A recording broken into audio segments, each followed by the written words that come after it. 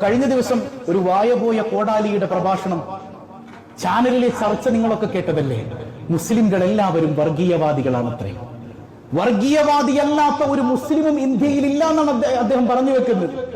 ഈ പറഞ്ഞവരല്ലേ ഏറ്റവും വലിയ വർഗീയവാദി?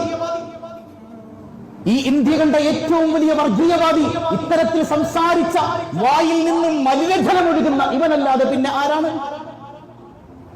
ആട്ടിൻകൂട്ടങ്ങളെ തമ്മിലടിപ്പിച്ച് ചോര കുടിക്കുന്ന ചെന്നായയെ പോലെ ഈ മതമുള്ള മനുഷ്യരെ തമ്മിലടിപ്പിച്ചിട്ട് തങ്ങളുടെ അധികാരസ്ഥാനം ഉറപ്പാക്കുന്ന ഈ നികൃഷ്ട ജീവിയെ പോലെയുള്ള മനുഷ്യർ, ഇവരല്ലാതെ പിന്നെ ആരാണ് വർഗീയവാദികൾ?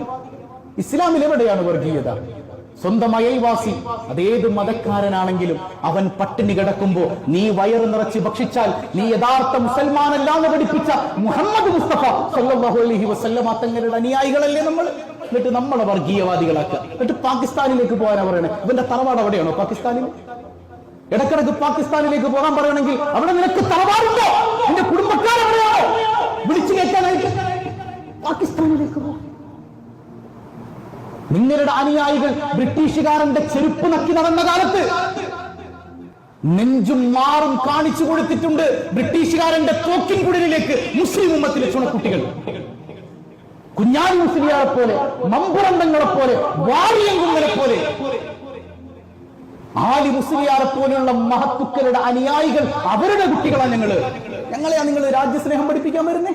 ഇന്ത്യ രാജ്യത്ത് we the people of India എന്ന് പറഞ്ഞത് മുസ്ലിംകൾ മാത്രമല്ല, എല്ലാ മതസ്ഥരും ഒരുമിച്ചിരുന്ന് എഴുതിയതാണ് ഇന്ത്യയിലെ ഭരണഘടനയുടെ ആമുഖം തന്നെ. അതിന്റെ preamble we the people of India.